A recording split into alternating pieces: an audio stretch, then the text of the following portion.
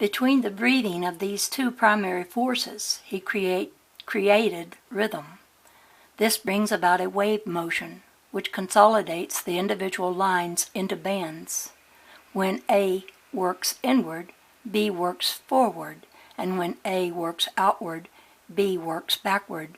Rhythm, which establishes the bands, levels, and density charges, is operated by strain or desire. Strain is the time between the flight of the female, negative lines of force, and the pursuit of the male, positive lines of force, when they encounter any created object that was born before by other A and B lines of light. They add to its rotation by spiral induction and partial penetration. The negative B lines are attracted to the Earth's positive core, but are resisted by the G-light insulation strata.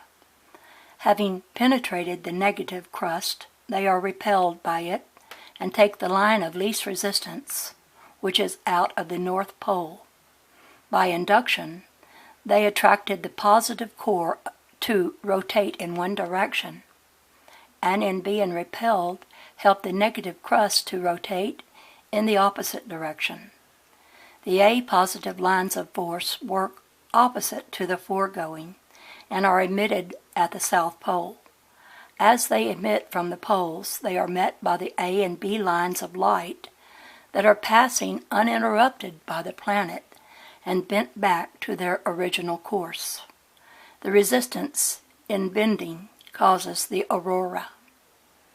As they have reduced their energy charge and speed of motion in adding power to the planet, they enter different levels as they emerge from the poles. Then the G lines of light crossing between them and insulating them brings them back through rest and rhythmatic breathing to their original conditions. The A lines of force have more quantity, density, and less speed than the B lines of force. The B lines have more speed and less density. This is the reason why the A positive lines of force, charged with matter, become the proton core of the Earth. The faster B charged matter becomes the crust of our planet. This strain or desire is the eternal progressive spirit in all things that manifest action.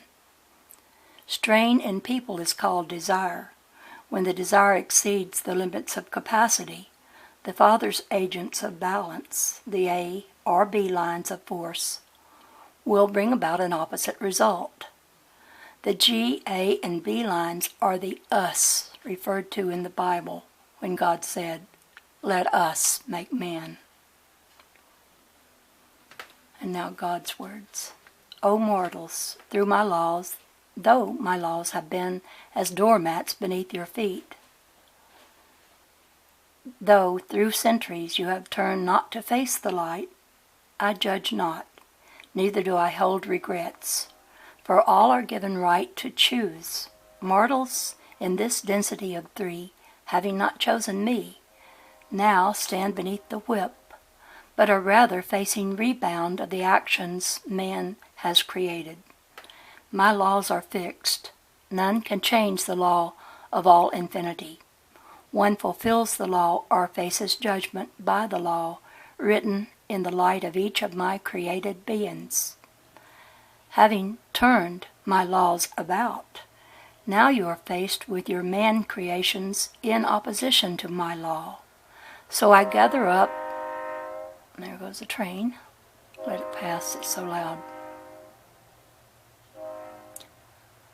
Having turned my laws about, now you are faced with your man creations in opposition to my law. So I gather up the scattered fruit, knowing that the bulk of my harvest has been lost to repetition upon repetition of eras, written in the history of mortals on this portion of me. I must brush off this contamination from my cloak, that I may hang it in my closet clean. Those who have failed for centuries to recognize my person within their being are forced by their actions to repetition once again. My heart, manifested by you, is sore, but I shall recover to bring about the destiny as many times as necessary, that my pattern shall be complete for each one of my parts.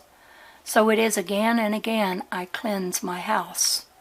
My love shall never fail. Everlasting light is man's by choice alone, and the choice I gave to him. I am the voice that manifests in every word you say. I am the sound in darkness to your ear that leads the way. You stumble on the path to me. You fail to see the light within that grows with every victory over self. To be a part of me, project the actions of me being you. Extend my love instilled within. Do unto others as I do to you, for I can only be through you. Chapter 2. Invisible Gears. Densities are the levels or grades through which creation progresses. Thought is the activating force. Thought is the image of the creative intelligence. Progression is a reward for effort expended in creative thought. Through thought, the Creator established a pattern through which all things must pass. The people of the earth and this solar system are all in the same boat at present. There are various levels or decks in this space boat. There are visible partitions between these different levels. The first-class passengers in this solar boat are not the wealthy people, nor the intellectuals of the system. The steerage is not occupied by the poor or the illiterate. Everything in this boat is mixed up.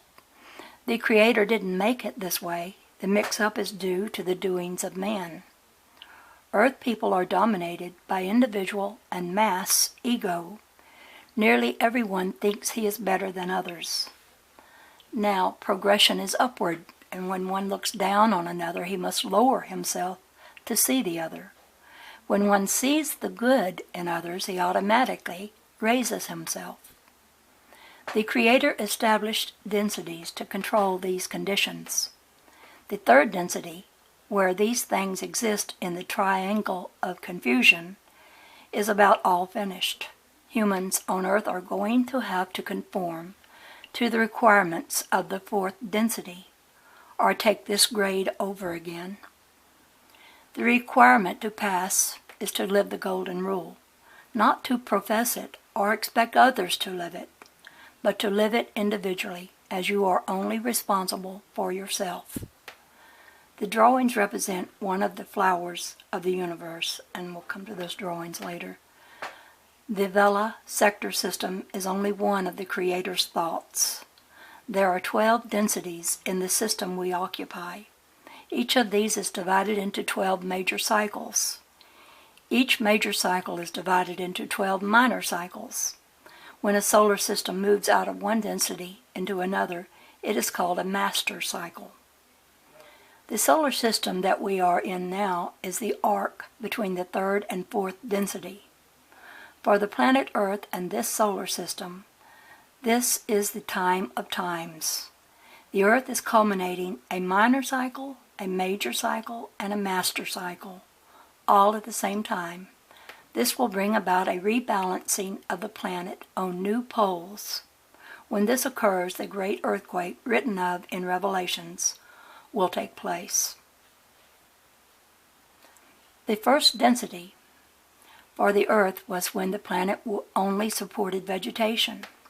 The Earth's rotational speed was such that only gigantic vegetation, with a germination temperature of around 110 degrees Fahrenheit, could survive. When the Earth passed through the arc, or overlap between the first and second densities, it rebalanced on new poles, and the massive vegetation became our coal beds of today. Now here is a picture of the vectors, and there's 12 of them. And you might want to pause it here and study it. But I'm going to read on. As soon as the Earth has stabilized in the second density, the space people landed animals on the planet. This has been handed down from the ancient records as the story of Noah and the Ark. The germination temperature in the second density was 104 degrees. The animals that lived in the second density were also large. They were of the mastodon and dinosaur type. The reason they became extinct when the planet passed from the second to the third density was because the germination temperature in the third density was around 98.6 degrees Fahrenheit. Many of the carcasses of these large animals are recovered today from the glaciers of Siberia. That area was tropical in the second density. In the Ark of Spa, when the Earth rebalanced on new poles, the animal with a germination temperature of 104 degrees Fahrenheit could not reproduce in a temperature of 98.6 degrees Fahrenheit. After the large animals became extinct, the space people of the Atomic Confederation landed in a colony of the race of man on the Earth. It was through the mating of these Atomic man people with the race of Eve, upright walking animals of high second density development that survived the cataclysm in the Ark of Spa that brought about the humans of the Earth. This was the beginning of human people in the third density on the Earth. The race of Eve became extinct except for the animal flesh contribution and destructive tendencies of humans. Humans cannot reproduce in the fourth density and will become extinct as an animal-man burgeons in the first 100 years, as the fourth density germination temperature will be around 90 degrees Fahrenheit. The humans that survive through the cataclysm of the coming polar flip will gradually die off. The fourth density is not for destructive principles or humans. Those who do not conform to the requirements to emerge will be reincarnated back into the 12th phase of the third density on another planet and have to live through this mess again. The densities alternate polarity and therefore rotation. The drawing shows them as viewed from the top, looking at their maximum circumference. An edgewise view would show them as spirals, one with the apex up and the next with the apex down. Our solar system is about to pass out of the maximum circumference of the third density into the minimum circumference of the fourth density. The Earth will then rotate nearly 370 days a year. Do not confuse density with dimensions. Densities are pressures established in changing frequency of vibration. Dimensions are measurements. Some have mixed up dimension and density. Time is not measurable in the absolute. Time can be phased in density and move backward or forward. However, it can only be done through the 0 point between polarities. As our solar system, moves through space, its progression is an ever-increasing frequency of vibration. Each solar system and every planet must evolve through grades, even as babies learn to crawl before they walk.